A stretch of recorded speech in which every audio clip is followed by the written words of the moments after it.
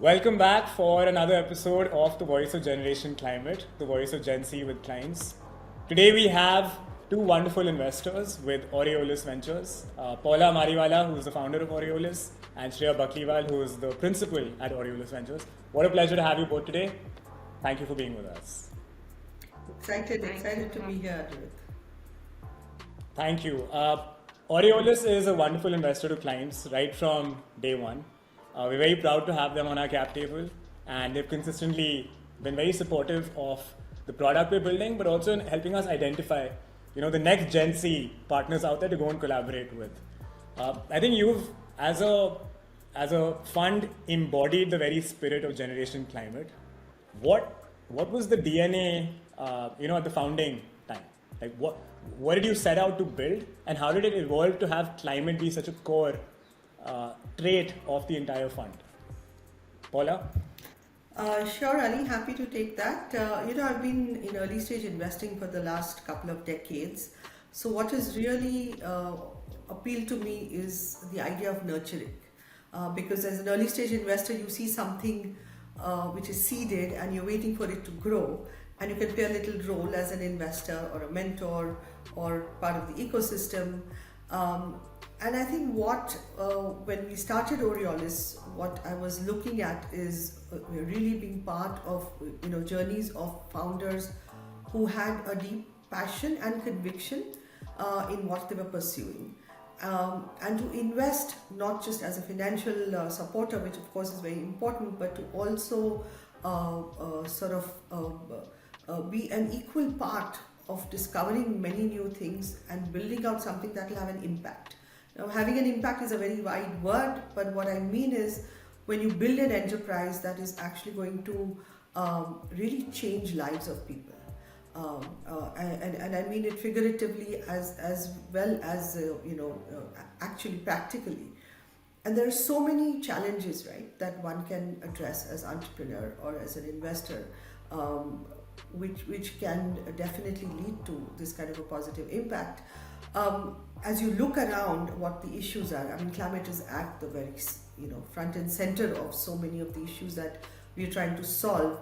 Whether it is a kind of excesses we have in our systems by consumption, in the supply chain, in the air that we breathe, in the water that we drink, in the kind of food that we are putting on the table, and also at a systemic level, right? So I mean, climate as a sector just presented very good challenges for an investor who really wanted to have a very purposeful and meaningful fund, and be part of journeys of entrepreneurs who would really embody that. And if you look at climate entrepreneurs like the Climes team, for example, there is a strong belief in what they're doing. So I think that really drove us to integrate climate in the many sectors that we are looking at to build out. Great, thank you for sharing the vision behind Aureolis. In the last few years though, climate has become a very, very hot topic for people to make it their first career.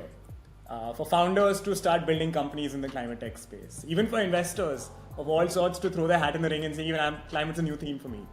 Right? Earlier there were climate tech specific funds, now there are generalist funds who are adding climate tech as a new vertical. Right? Even angels are starting to say, okay, I want to be climate tech first. Very, very hyper competitive, even from the funding perspective. A lot of founders tend to forget that and just think like they have it hard. I think even investors have it really, really hard. So how have you navigated the noise in the last few years of so many people, so much capital going into the climate space, and then standing out from that noise and being a founder's first choice? Shreya? Yeah, I think that's a great question. But I think for any interesting or long-lasting partnership to get built, it is very important that the vision of all parties align.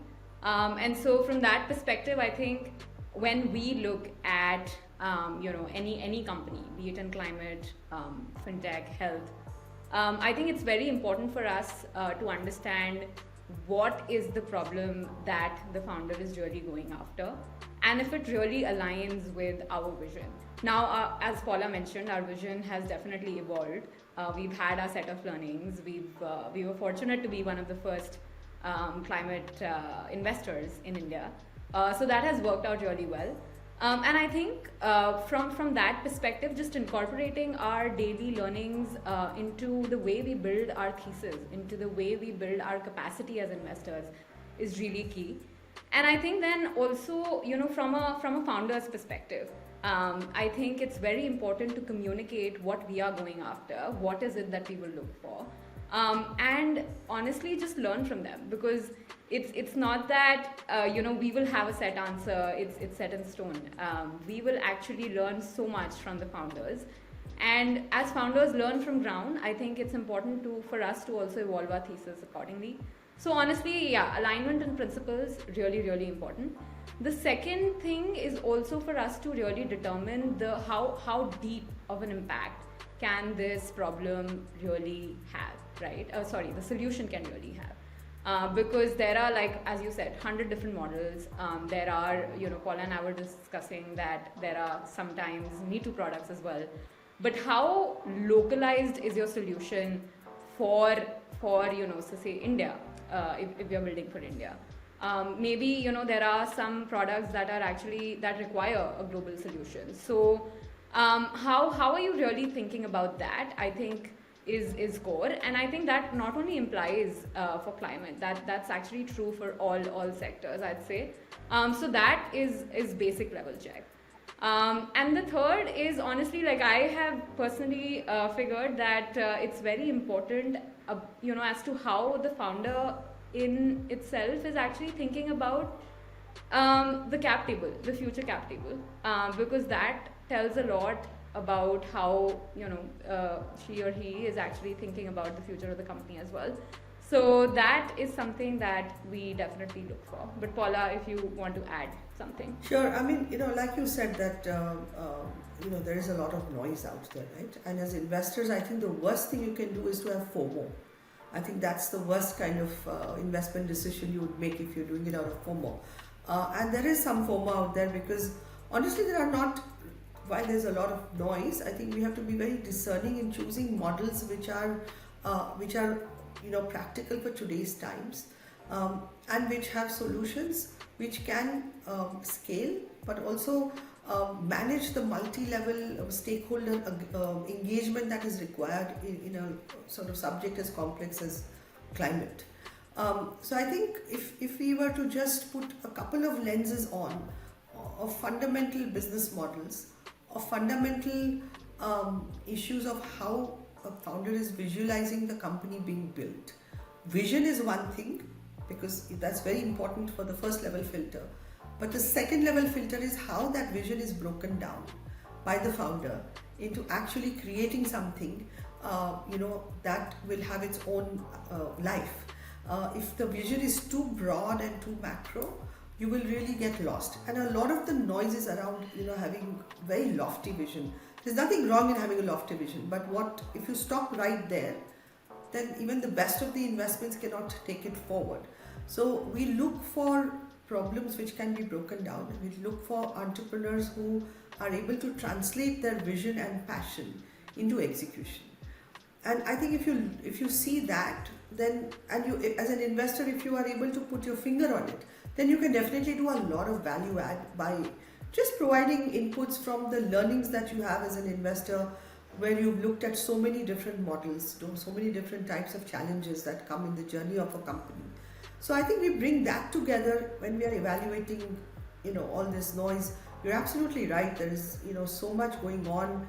I think there is a lot of chatter around what is possible, but less on what is actually translatable. So I think that is somewhere we sort of bring in our experience and a sort of a deep research that we've tried to do in evolving our thesis. So as an investor in climate, it is important to have an evolving thesis, but having very strong fundamentals around how a business should be built. Yeah, and I can actually attest to this. In the last year and a half, I've been quite vocal, me and Sid both have been very vocal about the fact that there's capital abundantly available. It's quality capital that really matters Yeah. for any company, not just climate, for any company overall. And there's a huge differentiator in quality capital and the rest.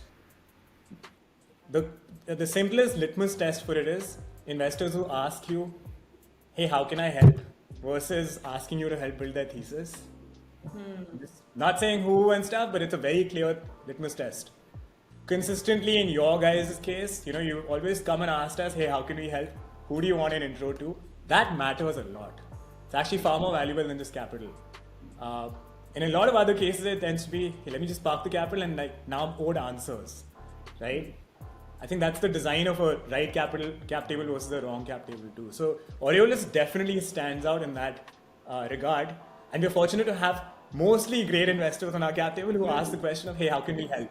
We've been very, very, very lucky to have that. But we've seen the other side of it with other founders in their cap tables mostly being not very helpful.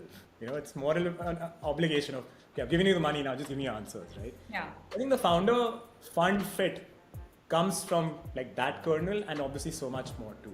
Yeah. The thesis match, the ambition match, trust, transparency, values, right?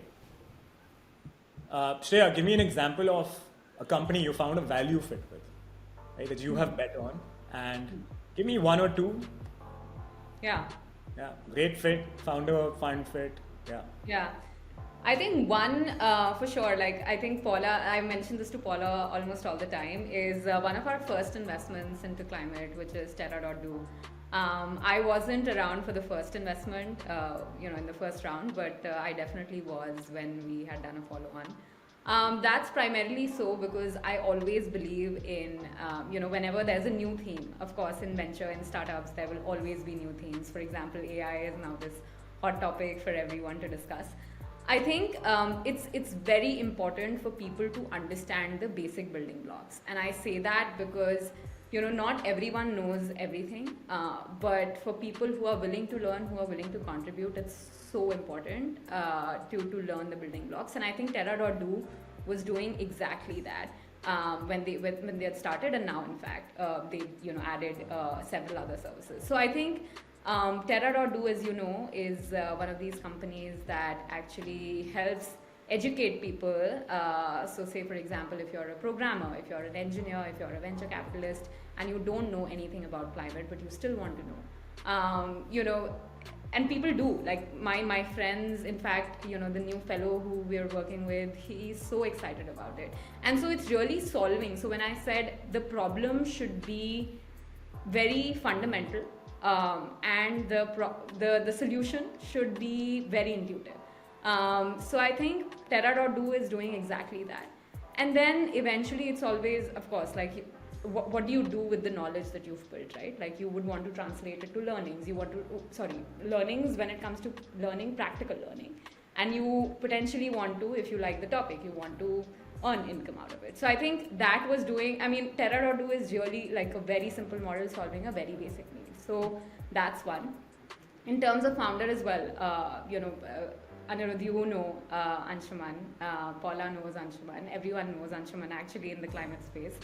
And I feel that he is someone who not doing things for the heck of it, right? He really believes in this, and I really appreciate people who do things that are either close to their heart or they understand it really well, and that's why they're doing it. And he's really using his skills that he has developed over the course of his career to contribute to the space. So that is something that I really, really like and I enjoy.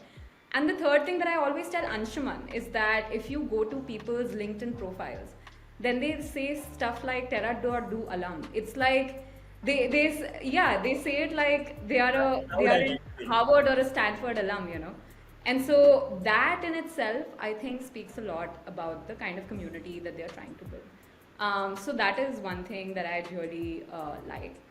And the second one, I believe, is Climes, because we had in fact bet on Climes because we were very excited about the kind of consumer behavior that it can potentially drive, and that's something that we were really excited about. India is also slowly seeing people really being climate positive, just talking about climate over and over again. Paula, in our office also, people do talk about climate all the time. So hopefully, India will reach that at some point in time, India will definitely be there where people really take their decisions, their consumer decisions based on that. And I think in terms of founder and problem match, I think perfect. You and Sid are definitely committed to it. Do not need to speak so much about it, but definitely. And so these are two companies that come to mind. Thank you for that. Really appreciate the words about Climes. I just want to Going back add to the to first that little thing that Yeah. Shreya said very nicely. But to go back to your point about transparency and trust, I mean, for the two companies that she spoke about, Climes and Terradulu, you guys are creating sort of thought leadership because these are new sectors, these are new models. And I think what has really been heartening is to have transparency in terms of accepting challenges which are there in this sector, right? Because we don't have the luxury of saying, okay, that company built it like this, so we will do it like this. You have to be the visionary as well, right? You have to sort of say, how will people adopt? How will this community really impact and translate the vision that we have for climate, or in your case, how it is actually build in climate resilience in consumers of all scales, whether it's corporates or consumer. So you have to be able to have open conversations with all your stakeholders, of course, with us as investors, but we must also hear you as founders, reaching out, having advocacy, but also being pragmatic and transparent, and that's what builds trust. And in a sector, like you said, which is so right now under, for lack of better word, maybe it's glamorized, or you see a lot of greenwashing happening. It's very important to have trust in the founder and to have very transparent dialogues around the issues. Absolutely. Trust, transparency, then I would say delusional optimism, because you have to be an optimist to be in this space too, right? Patience. Patience is Supremely important to have patience. And then I think another one is you have to be a capitalist at the end of the day. As a founder and a VC, you have to be a capitalist because you have to have business models around the solutions you're building for it to be able to scale, right? Yeah. Have you found a lack of that, or more and more founders are getting into that mode of thinking that I can do good, but also earn profit? Yeah. Right? Shreya? I mean, I feel like definitely, like when you start a company, that's not a non-profit. You definitely have that goal in mind. Why would you discuss your business model and revenue model in your first deck then otherwise? So you have that bent in mind. I think one thing that we've noticed is that there has been a shift in business models based on the learnings that people have had on ground. So the way you earn revenue might change, which is okay in the stage that we invest in.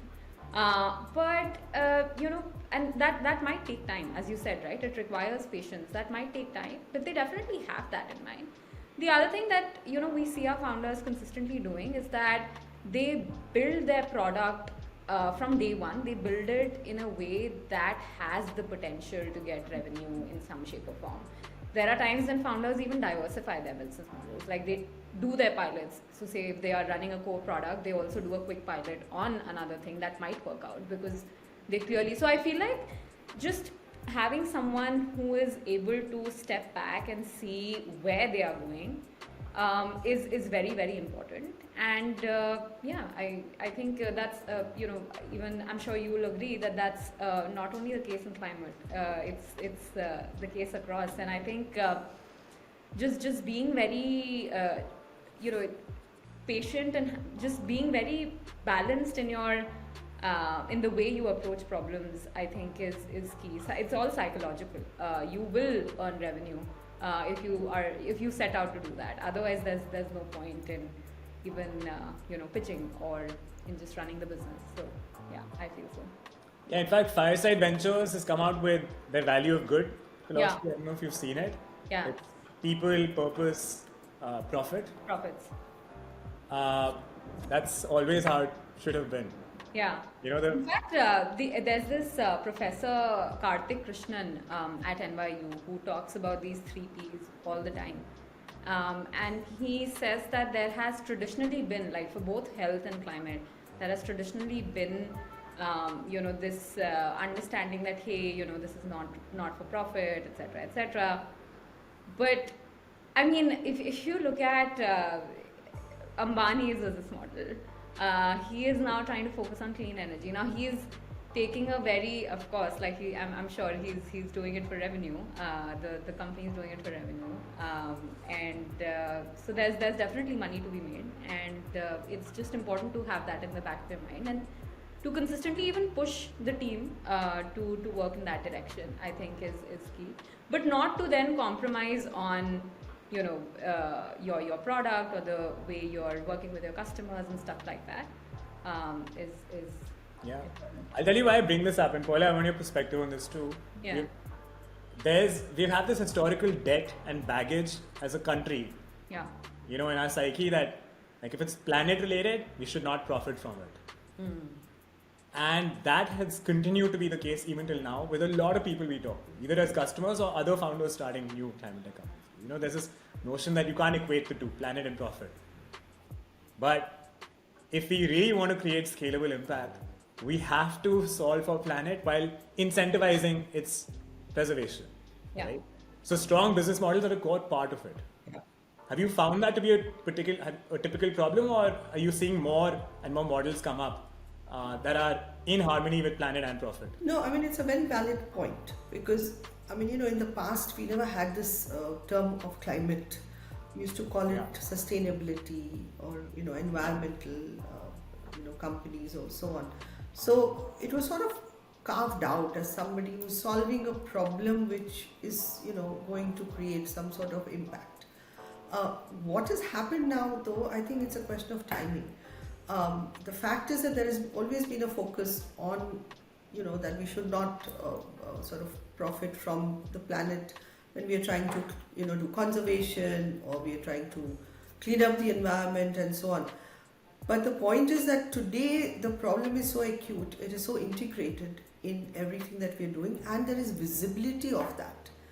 And that is why I think there is no more reluctance to, saying that, oh, we must do this good stuff and wait and let it just clear up. I think there is multiple ways we have realized that if we don't really take this head on, it's really going to impact all of us, the whole planet, in many different ways. And it is not okay to say that we will let some philanthropist look at it and some government have a policy which will support. We need all of that. But in addition, unless entrepreneurs roll up their sleeves and bring together models which will build on things, some of the things that the philanthropists and advocates and policymakers have done, we will be in a much, much worse situation. So in a way, the carpet has been laid sort of, for us to walk the path of a strong business model to solve these problems. In the end, if we come to Business 101, we must look at the economics of it. Today, I think we are at a situation largely because of the way science has progressed. And data science is as integral, right? Because of our access to data and what we can do with that data, we are able to really see business models much earlier than in the past. It's not that in 20 years ago, we didn't want to, clean up the ocean or have clean air or to have green energy. I think we really didn't have the data to do really good, robust business models around it. Now we have got various ways in which we can get this data and we can work on the data to give us actual path to creating business models. There has also been a lot of work around the regulatory space, which is allowing entrepreneurs to take risks. Earlier, we were at the women fancy of the governments, right, who would suddenly change subsidy models or say, okay, this energy over this, for whatever reason, some lobbyist work. I think all that has been nullified. And hence today it is very okay to come up with business models. Of course, greenwashing is not something that we want to be part of, and some of it will happen when there is a business angle to it. There will be some who will try to take advantage and build on, or maybe on a wrong thesis. But I think by and large, this is one sector, I would say, where there is a strong unity around the fact that we want to solve this problem, right? And it's a global problem. It's not just a regional. Okay, health problems in India are a little different than the ones in the US. The rich countries have different approach to this. I think we are all aligning towards a very common goal.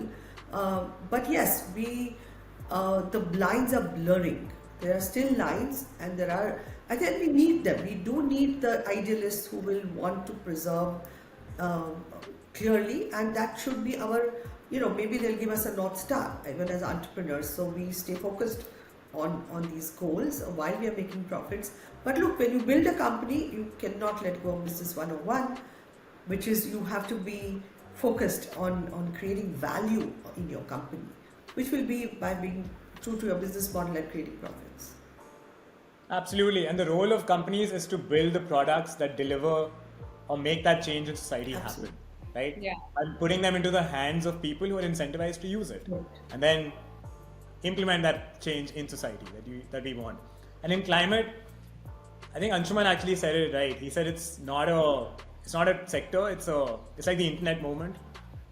Pre-internet, nothing was on the internet, and then post-internet, everything started moving onto the internet. It's the same with climate.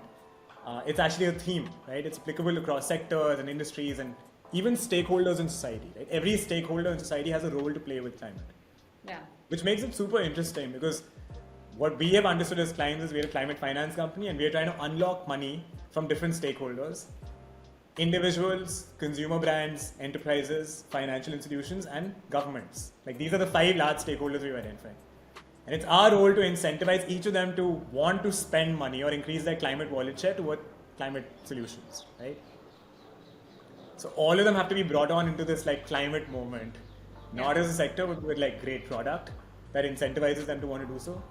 I want to actually put both of you into the roles of each of those 5 stakeholders and ask, what role do you think they're supposed to play? So Shreya, what do you think an individual or a household, what do you think their role is in the climate fight in the next 5 years? Yeah. How can they be a lever to Yeah. implement change? See, I think be it climate, be it education, be it anything, right? For something huge to happen, for a behavior change to happen, it's important that you instill that in your day-to-day, which means that very very simple things. So, for example, I don't shop for clothes that frequently. Now, okay, I mean, one might argue that that's up to you, but so just like doing these things, I think is very it's very important. I don't order from Zepto as much, so maybe that is something that's important. And I think also then talking about, I think we talk about politics at our or rather, when I'm with Paula, like we talk about that. In my household, we talk about that. If we are so passionate about climate, can we talk about that to our nieces, for example, right? I think that, for any change to happen, it doesn't necessarily have to come from the stock. It can also come from the flow. In fact, eventually, it'll come from the flow. So if my niece already knows about climate, or she already knows about education, she knows about these things, she will, I'm sure, go on to do things that are better for climate. So I think as an individual, just being very vocal, if you're passionate about something, just incorporating all that into your day-to-day, those practices in your day-to-day is important, and just telling someone that, hey, I did this because climate means so much to me and stuff. So I think, just that, because if you keep talking about something over and over again, then people realize that it's a thing. Then they start taking it seriously. So you can make more sustainable choices yourself on more carbon efficient product, water efficient, waste efficient. And I think, and I think just being very vocal. Yeah. And also sharing it with my niece or and stuff. Yeah. Because I clearly believe that it's about the flow, not necessarily about the stock. So I love that term. It's about the flow. yeah. It really is. You're igniting more interest in somebody else who may not have known. Yeah, exactly. This is the default choice that you can make, right? Just living more sustainably. So And if you know, then help educate others. Exactly. That's Yeah. that's lovely. Paula, what about you? What's the role of an individual or a household? Well, I think just being sensitive to the fact that there is this issue and that it is solvable by making small incremental changes, but also sort of being part of larger disruption and being ready for that, right? So, I mean, we all, I'm a generation ahead of you.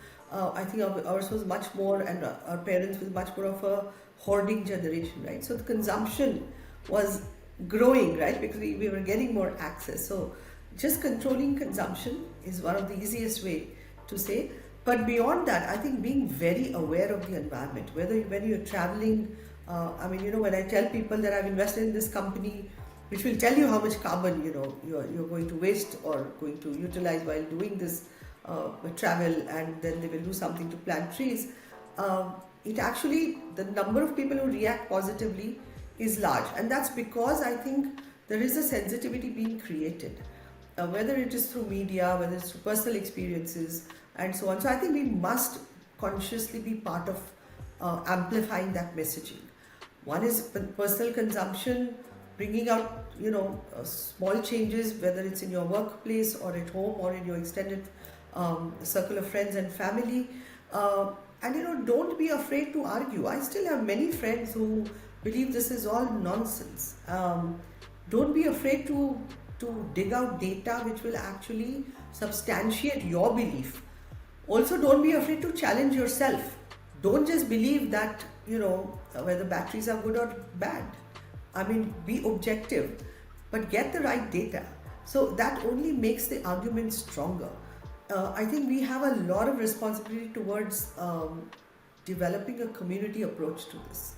And you can do it in a small way and in a large way, right? Just being part of communities where everybody is believing in this is important, but also being part of maybe movements or groups which don't believe in that there is any climate impact or climate change, and hear them out.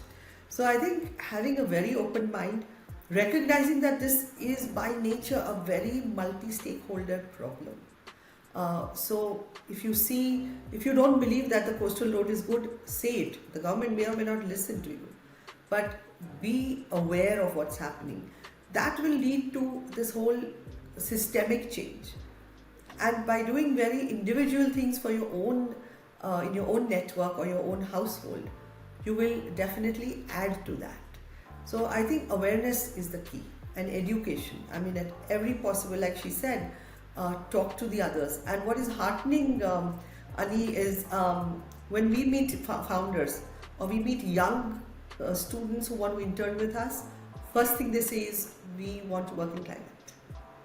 Wow. I would say more than half, Shreya, people who want to come to us they're willing to do research, do a white paper, do sectorially what's happening in mobility, what's happening in clean air. They want to do that. And number of young people who come up with ideas around doing various models, right? They're inspired by a Terra, they're inspired by a Climes, they're inspired by a Pixel. There is this whole role models also happening, and we must support these role models to influence, especially the young people. And that will really lead to a systemic change in approaching the climate issue. Awareness is a huge part of it. Being vocal is a really important part of it. In fact, when we grew up in India, we all had EVS or EVE in some form, right? Whatever happened to that? Whatever happened.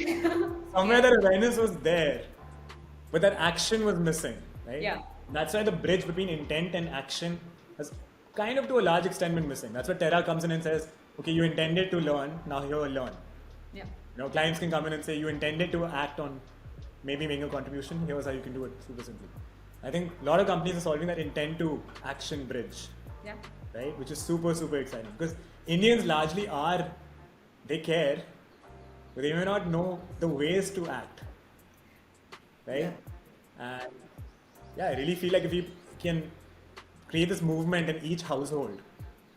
I'm going to give We a have a shortage. controversial, I'm going to interrupt and give you a controversial example, Anirudh. Because to something that you mentioned earlier, that we talk about planet for good, so you don't want profits to come in and a philanthropic angle. For example, we've always known that there are pesticides and fertilizers who create harm, and they also impact efficiencies. Now you're trying to create a balance. A farmer is going to look for efficient productivity, right, on his soil. And as a consumer, we are concerned that we are going to consume things which may be good for the farmer but not good for the consumer. Now, we've had activists who only looked at one side of it. We have to also look at the side of the farmer. So, we are meeting agri companies, for example, who are fixing supply chain by keeping the farmer at the center, because the farmer has to make profit, right? Now, you have to create awareness of what harm it can do in the long run for the farm itself. For the farmer itself, if the soil is getting contaminated, it's doing a lot of harm to the consumers. But look, the farmer can only think short term of his own profits. Now, if we completely leave it to the to advocacy groups of philanthropists and so on, you will not keep both stakeholders in mind.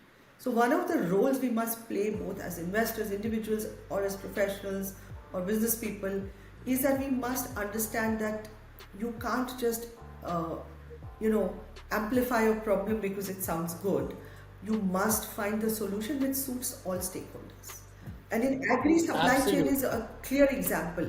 Recycling of clothes and so on. But let's think of people who are producing clothes. How are they going to react to this, right? So we have to keep all stakeholders in mind. 100%. And in fact, I think every good product company is in essence a behavior change company. Because you are trying to incentivize a better new normal. So you're saying this was a status quo, not that great. Here was a better status quo, but to bring you from here to here, I'm going to change a certain behavior, but here's the incentive to make that happen. Yeah. Without an incentive definition, absolutely, it will never really happen, right? And I think even in this space, the climate space, the best products are behavior change products, whether it's targeted individuals or enterprises. Right? They make that change happen at scale. We've definitely seen that with consumer brands, and we consider ourselves a finance company but a behavior change company. And while you see an interesting behavior there, would love to get your perspective, Shreya and then Paula, on what do you think the role of consumer brands is? You've invested in so many consumer brands, right? Yeah. A bunch of them are like, hero brands, challenger brands in their categories. What role do they have in this climate fight? Yeah. I think, we had this discussion very recently with Sid, where we were talking about luxury brands and how their focus has completely, not completely, but they are now starting to focus on sustainability. There's this show called Next in Fashion on Netflix. I'm not sure if you've seen it, but they also actively talk about sustainable fashion and stuff like that. I feel, just talking from the kind of influence that these consumer brands have, right? If you look at our portfolio, we have M Caffeine, we have, Bold Care and stuff like that. I think Drink Prime, and these are just like not climate only, but I'm just talking from the model perspective, right? Consumer brands people love. Yeah, exactly. Consumer brands that people love. I think if you really have that kind of influence in people to the extent that they are paying for you and getting you home, I think then you have the potential to drive the narrative, right? You have the potential to talk about things that matter to you as a brand, because people will actually follow you. They've been trusting you for so long, enough to pay for you and get you home, right? So I think it's important that consumer brands really recognize the power that they have in their hands and use it if they really care about climate, right? And we've seen so many brands doing that already in India, right? Tamarind Chutney is one of the brands that you work with. It's a small brand, but definitely a brand that many people resonate with, right? Many of our friends resonate with. And so I feel like, and this is also, just changing gears a little bit, I think this also plays out in the way, if you actually try to draw parallels with the kind of power that politicians or these other types of influencers really have, right? They have the power to drive the narrative. So it's similar for consumer brands as well. I feel, if I'm getting something or somebody home, it really means, or that person really means something to me. So I feel like that is the kind of lens that consumer brands should really take. So yeah, that's my perspective. Great answer. They're such a powerful lever in society. Yeah. They find their way into people's hearts, right? By Yeah. delivering utility. So Yeah. such a strong lever to just influence better consumption, Yeah. Yeah. more awareness. Yeah. Right? Paula? Yeah, I mean, I think one of the things that these brands can do is to make this very trendy, right? I mean, it may sound shallow, but actually that's a way to really get entrenched. This sector very entrenched, right? So I met a young friend recently, my son's friend, who was wearing a very, very nice pair of jeans and a t-shirt, and I said, "Oh, that looks really nice." And the first thing she said is, "It's made from completely recycled materials." And in fact, she gave me a whole detailed thing on how it was manufactured and how little water it used and how everything in it was recycled. And there was great pride in it. So it was almost a fashion statement, completely supported by the fact that she's conscious of the fact that she's not spending unnecessarily on things which are going to impact climate and carbon and so on. I know, Ani, you guys work with brands and help them actually recognize where they can actually tweak their supply chain or have a sort of hold a mirror to them and say where how much carbon emissions you are supporting and how one can mitigate that. So I think just having these brands being conscious of the holistic approach from supply chain to what happens after it's consumed, I think having that narrative around it really is very, very useful in what I said earlier, in communicating the whole messaging around it. And if we can have good business models around it, why not? It will only make it that much easier. There is a whole thing around packaging, around input materials and so on. And I think the companies which are doing this can take great pride in it. Large consumer brands, I know you are working with some of them, who are consciously looking at it, and then they can be inspiration for so many others. The good thing is with Instagram and so on, I see like there are brands out there who are just calling themselves green, whether it's in food, whether it's in personal care, whether it's in clothing. So I think they can, the whole D2C aspect has really embraced, I think, and I hope more will. And I'm sure you're looking for more who will embrace your model. Yeah, and it's really heartening to see that there are brands that are putting, purpose first too. They're building great product, but they're also now becoming purpose-driven brands. Either they were born with that DNA, and you've seen founders like the ones of Slurp Farm, or of Neiman's. These companies are born with the DNA of being purpose-driven brands. Yeah. And then there are other brands who came along the way and picked it up later in the journey, right? And great that now they've made that part of their mantle, not for greenwashing's sake, but for legitimately they believe it. They feel like it's the right thing to do. Build great product that's more recyclable, more reusable, lower on carbon footprint, lower on water footprint, lower on waste, and they're being respected for that by the market. Consumers are demanding better, investors are demanding better. They're asking for it, right? Honestly, it sometimes even helps in their brands improving their unit economics actually. Yeah. We've consistently talked about how Amazon is adopting EVs and stuff for their delivery, but if you actually look at the financial implication, and Amazon is very well known to focus on free cash flow, they will never compromise on that. And it's actually, if you actually look at the delta, you'll see that there's improvement in unit economics. So it's clearly playing out financially as well. Yeah. For a lot though, it tends to be a short-term cost, but a long-term, life cycle gain. Yeah. So brands that are playing long enough of a game rather Yeah. than just a short-term Yeah. game, right? They see the long-term benefit for sure. Yeah. So it's measurable on their economics. I think the subjective value of it is far more valuable. Happier customers, happier investors, happier planet, happier all of it. That's really, really where it falls. And globally, we've had some hero brands like Patagonia, North Face, Warby Parker lead that charge. They're called purpose-driven brands. We call them Gen Z brands, Generation Climate brands. In India, who do you think comes into that fold? That you were particularly impressed by? I mean, I feel like Tamarind Chutney is definitely doing that. It's a small brand, but I think it just embraces, the kind of climate consciousness that we, as stakeholders in the climate ecosystem, are trying to drive. So that definitely comes to mind. And then, as I said, like Amazon, I would not say it's a consumer brand, but I do increasingly feel that no matter what your model is, you have to be a brand.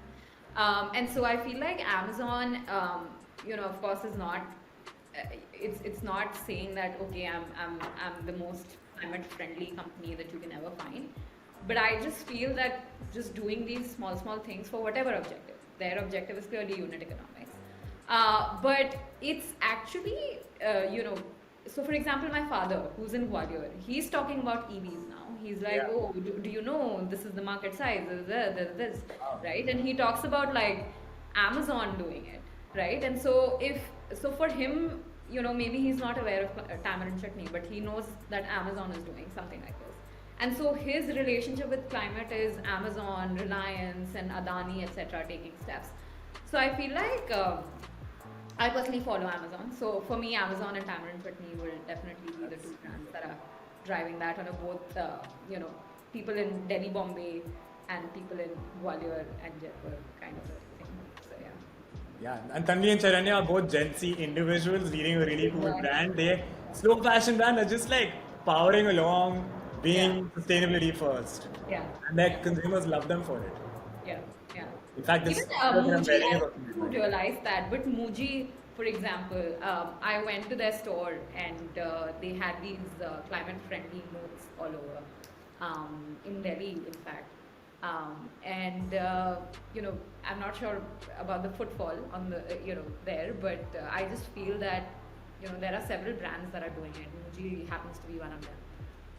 So these like new age brands are definitely defining. Yeah, So the two that I really resonate with are Tamarind Chutney. Yeah. So brands have a huge role to play, right? And particularly around making things trendy because, their last mile distribution to a large extent too. Yeah. They reach into every household. Exactly, yeah. Right? What a powerful And it's lever. not just personal care brands or clothing brands, and of course that's going to have a lot of impact and easy adoption, I would say. But I think we should also as an investor, we should also look for other items in consumption. Food is one, and by increasing efficiencies in agriculture, in vegetables, and so on, and last mile access issues, buying local. I think that will also have all models which promote buying local or better transportation and so on. Having things in your home which are going to be very environmentally friendly. I think there are some home brands also which are very focused on it. Energy efficiencies at home. So any they may not be D2C brands, but any products which support energy efficiencies at home and at workplace. I think those are things which are also going to really create an impact. But yeah, visibly, yes, I think personal care brands, food brands, a lot of it, changing ingredients in what you're eating, or buying things which are, processed with more efficiencies. And again, brands should talk about them. There is no, they should not shy away from saying we've used less water to produce this atta or, to produce this food. We've got seafood-based materials, food thing. We've got, alt material-based packaging to replace. I think we should amplify, as a brand, amplify all this messaging. In fact, they're becoming differentiators now. If you say I have an algae-based package, right? It's a differentiator in the market. Yeah, so again, it's a business model, it's a business opportunity. You have to be very mindful of the costing, of other impact that this is going to have. There's always a fear when you're replacing something, right? So you have to, again, like I said, multi-stakeholder game.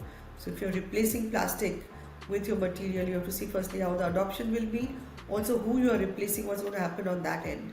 So not very easy, but it has to be done. And you have to put on your business hat, again emphasizing only then you will solve it systemically, or you will solve it for the short term. Yeah, and if the incentives are defined for every stakeholder, it will last long term, Yeah. for sure, right? Absolutely. So there's a third and fourth and fifth stakeholder in society that we normally talk about too, but we'll skip that for now, which is enterprises, financial institutions, and governments. We'll save that for a part 2. And if you were in their role, what would you imagine being their role in climate action? But for now, if there's two 21-year-old guys or girls sitting in a dorm room somewhere and they're thinking, my first career has to be in climate and or this space, this theme, right? It's not a sector. Could be in energy efficiency, like electrics, battery storage, alternative proteins, drip water irrigation, whatever. But they're trying to find, who's going to back them. What would you call out to them? How do you make them aware of who you are and that they should reach out to you first? What's the way that they find you? How would you incentivize them or nudge them into actually taking the leap and saying, yeah, it's possible. If you can imagine it, you can build it. Yeah. I think first of all, for climate or not, I think it's very, very important for anyone to really understand within climate or within any other sector what to do. And I think we have amazing companies like Terra.do to help them figure that out. Yeah. So in fact, one of our fellows, Paula, he, as we mentioned, he's very excited to work on climate, but he doesn't know what in climate, right? And so he's actually actively working with Terra.do to figure it out. So I think that is definitely, if you don't know about a space, then you might as well join Terra.do or MCJ, and there are so many others that you can learn from. And so that is definitely a first step. And then I think if they're smart enough, then they will find us. They should be able to. Well, great that you said Terra.do, because Climes would not have been born without Terra.do. Right. Exactly. But we were technically born from there too. Yeah. That was the first cohort, Sid was in the second cohort. And Yeah. And they should find you so that you can talk about us, I guess. So, yeah, I think smart people have a way of finding, smart capital, hopefully. yes, quality capital. Quality capital. Quality capital asks, how can we help? Yeah, exactly. So that should be the process in my... Yeah, look, I think as investors, for example, we have this company in the US called Impossible Mining. We are not shy in saying that, look, we want to partner with people who have audacious vision also, because we are willing to give patient capital, but we'll also bring in the discipline of an investor who's seen how companies are built and scaled.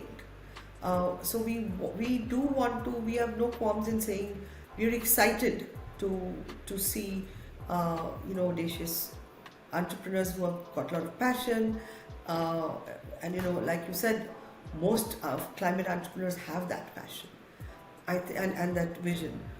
We want to say that we are the ones who will help you take the next step, right? Because we have seen how companies are built in different times, but there is a commonality, right? That an entrepreneur has to build a good team, have people who are aligned, even have investors who are more partners, then have a hierarchical relationship. So I think that's some of the value that we bring. And look, as an investor, and not just limited to climate, what I always say, investing is not really about the maths. The math can work or not work. I mean, Excel sheets can always be changed. What really you need is the chemistry. And if you can understand the excitement that the founder brings, and if the founder believes that you will walk alongside them in the journey, and entrepreneur's journey is lonely and difficult, then it's a great partnership. You have to see the chemistry between the investor and the founders, right? If there is no chemistry, then the math will never work out. So at early stage, particularly at early stage. So when we think of these dorm room founders, I think we want to just tell them, look, you keep up the excitement, and we will be there to sort of bring our perspective of having seen many companies. But don't dilute your excitement or your passion. We don't want diluted entrepreneurs. We want focused entrepreneurs who will keep up their excitement and passion, but maybe find the right team members, right stakeholders, as people who will join them, or their customers, their team members, the investors, and the ecosystem, and work within that, to build something that's meaningful, that's purposeful. We call them mission-driven entrepreneurs, but they are entrepreneurs, and we are investors. So that investor-entrepreneur relationship first has to click, and so we focus on the chemistry, and then the rest will follow. And that's how really we want them to find us. That we. The other thing, sorry, No, sorry, go ahead.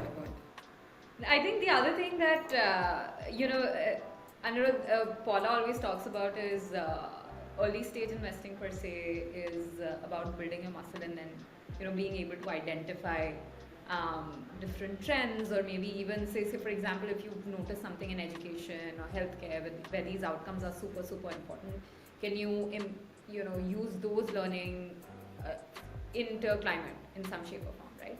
What we also do at Aureolis is that we invest both in India and the US, and we've been fortunate, specifically so within climate tech, that like a large majority of our portfolio is in fact in the US, and we feel that increasingly in climate, of course, like solutions have to be localized, but there are still more global solutions or uniform global solutions. And so we have been really actively working with our founders in the US, and in fact we've been working to build this, I would say even like co-investor ecosystem to support these companies, because we're not looking at it from a India investment or US investment. We're looking at a company that's helping solve a particular problem. So we're actually excited about global companies, because we've had those learnings over the course of our investments. Definitely, like if someone is building in that or thinking in that direction, we're happy to help. Yeah, and there's a boom happening. When I said dorm room, I didn't mean only people who are like 21 years old. It could actually be anybody. We have 55-year-old, 65, 85-year-old also starting a new company at this point in time, right? Why not? We need all hands on deck. Which actually brings me to my last question. We're in 2023. Just take a 7-year window, 2030. By 2030, our common vision is we all want a cleaner, safer, fairer, better future, right? Nobody will say they don't want that. Everybody actually agrees on that. And the fact that this is a non-zero sum game. It's very collaborative. It needs everybody on board, cooperating, coordinating with each other. At what point do you feel like we would have been relatively successful? In 2030, we're looking back.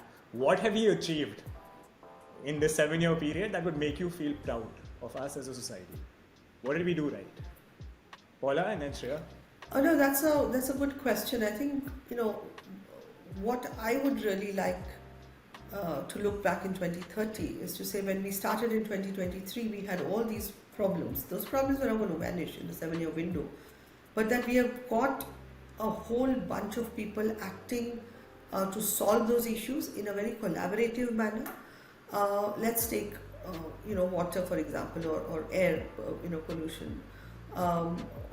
Let's say if we have got technologies, if we've got models which are really addressing these problems, not for the short term, but for a systemic change, and large corporates are embracing, and smaller companies are driving that change. And the reason I say it, not because I'm an early stage investor, I think when that happens, when the large companies take much longer to move or to change, it's the nimble, smaller, innovative companies which are going to see the future in a very different way.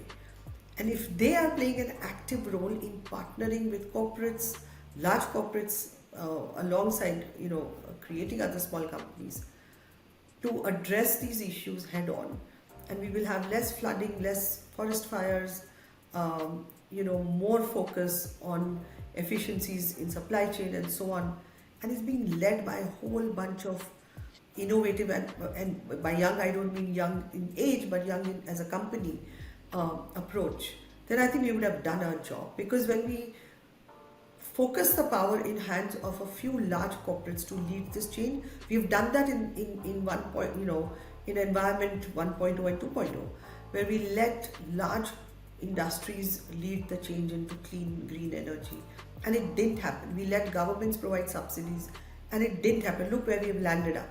We've landed up with bad assets in clean energy. I think it's when we've broken it down and we've allowed innovation from bottoms up. We've gotten investors and governments all over are promoting huge incentive schemes now. They are not freebies, they're actual incentives to build. And I think that if we continue and amplify, and we'll actually see quantifiable results in 2030, and the narrative would have changed. The narrative would be, you don't have to identify yourself as a climate investor or entrepreneur. Yeah. It will be as models which are meaningful, which are going to work, and which are going to scale. And as investor, I would also in 2030 want to ensure that it's not that we're supporting a bunch of ideas at the early stage. We, of course, will continue to do so, but that there are others who are waiting to really make sure that the scale is humongous, and it's global, and it's collaborative. And I would say that would be, not justified, but that would give me great pleasure as a early stage climate investor. Wow, it's lovely. I hope we get there. By 2030, We we will look with back and entrepreneurs like you all. And Shreya? So I think I've always grown up with this belief, or my father used to tell me that, if you're shooting for billions, then you think about trillions. And I think if our goal is to at least have by 2030, 50% of your energy coming from renewable sources, then if you are even able to get to 80% of that, I think that will be a win-win. And I think the other thing is that how do you really figure that out, right? I feel like, as you said, that there are so many companies, and as Paula mentioned, there is so much FOMO. So we as startup ecosystem, if we are able to identify the startups or the innovations that will take us to that goal faster, if we are able to use that quality capital, that quality understanding, that brainstorming that we have with you, and really understand ki ground pe chal kya raha hai, how are you really reducing the emissions. So whoever wins will hopefully be able to solve for that 50% goal, at least 80% of the 50%. And that's how you do it. I feel like as long as you are able to prove that in numbers, as long as Modi is able to deliver a speech that hamara at least 80%, 50% ka achieve ho gaya, I think that's great as a nation, I'd say. We're going to get there. We're going to get there for sure. 2030, we'll all have this. We'll have part 2 of this, and we'll look back and see. Yeah, we look back and see. And we'll be mainstreamed. Yes, hopefully. That's the goal. What a lovely conversation, Paula and Shreya. Thank you so much for giving your time today to Climes. Thank you so much for being part of our journey from day one, and for always asking, hey, how can we help? Both of you independently and together always shoot that message before we even ask it, saying, hey, have you considered this brand? Have you thought about this company? And that just goes really, really, really far. And we're really happy to have you guys being our partner and be in the Gen Z fight, the generation climate fight too. Thank you for all you do. Thank you. We need many founders like you. So thank you for doing what you're doing as well. And it's a great term that you coined, Gen Z. It's a great one, yes. You always learn something from founders. Yeah, because we actually realize it's not a particular demography or ethnography that's climate conscious or climate aware. It's anybody and everybody. They're actually spread out through society, and what we realize is we're kind of a barometer to identify who cares, because it's the simplest thing you can do, just ticking a box. So in the ticking a box, we have seen people of all ages, all ethnicities, race, economic profiles, and we realize there's no right category. Earlier we used to think it's 18 to 24-year-olds, and 24 to 30-year-olds, and 30 to 40-year-olds like young parents. And that got completely, proven wrong. Yeah. It's anybody and everybody who's affected or aware of climate change in some form. So we realize there's a psychography and a way of thinking which is very, very, very different. And we realize we need a better term for this. So Gen Z, not Gen X, Y, Z. It's Gen Z. Gen Z. Yeah. Great work. Good one, good one. Thank you so much, guys. Lovely conversation.